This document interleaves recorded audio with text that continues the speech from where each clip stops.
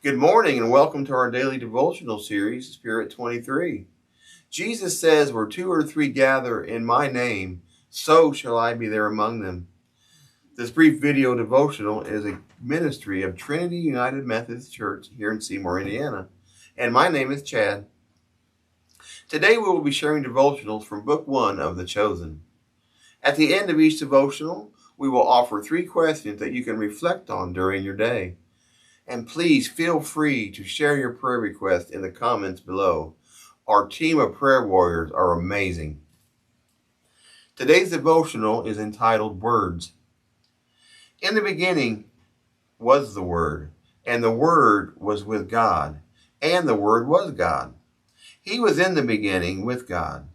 All things were made through him, and without him was not anything made that was made. In him was life, and the life was the light of men. The light shines in the darkness, and the darkness has not overcome it.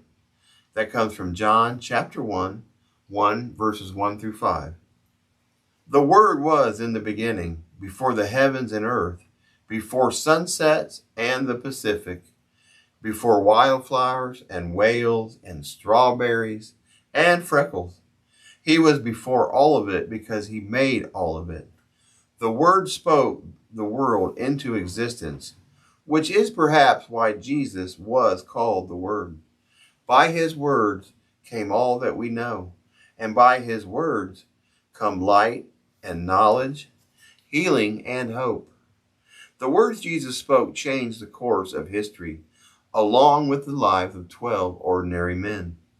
The disciples were an unconventional group made up largely of fishermen, an Antichrist zealot, and a thieving tax collector, none of whom would have scored very high on a likability scale. They were rough around the edges and ranged from salt of the earth and smelly to downright sketchy. They were loud, proud, greedy, defensive, skeptical, and independent, or some combination thereof. So it's a wonder such men wholly responded to Jesus' simple words in Mark 1, chapter 1, verse 17. Follow me. Passing alongside the Sea of Galilee, he saw Simon and Andrew, the brother of Simon, casting a net into the sea, for they were fishermen. And Jesus said to them, Follow me, and I will make you become fishers of men.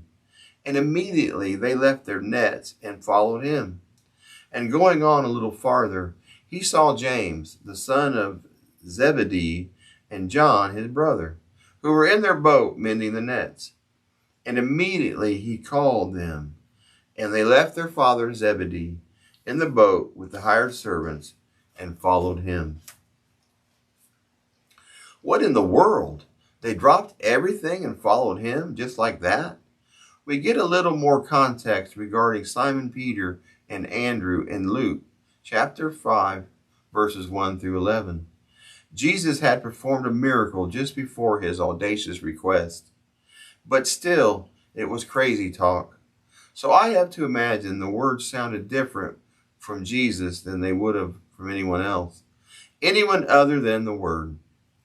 In him was life, and the life was the light of men. The light shines in the darkness, and the darkness has not overcome it. As strange as it is to imagine dropping everything familiar for what is entirely unknown, somehow the trade made sense. And Jesus is life, so his words transcend circumstances and break down barriers. They light up dark corners, removing fear, doubt, and self-preservation. They bring clarity and elevate our understanding of what's real, true, and important. They take us from completely missing our purpose to seeing in neon that our only reason for being is to follow the one who spoke us into being. The disciples gave up all they had to follow Jesus when he called them. For 3 years they sat under his teaching and listened to him pray. They watched him welcome children and honor the least of these. They heard him tell jokes, laugh at their jokes, and be respectful to his mom. They witnessed him heal the sick, defend the Father's house, and chastise the self-righteous with words. And they stood helpless when he said no words on his way to the cross. So of course 12 ordinary men, initially full of hot air and void of purpose, became the very ones so changed by Jesus' words that they would fearlessly take them to the ends of the earth. Our prayer focus for this devotional is follows.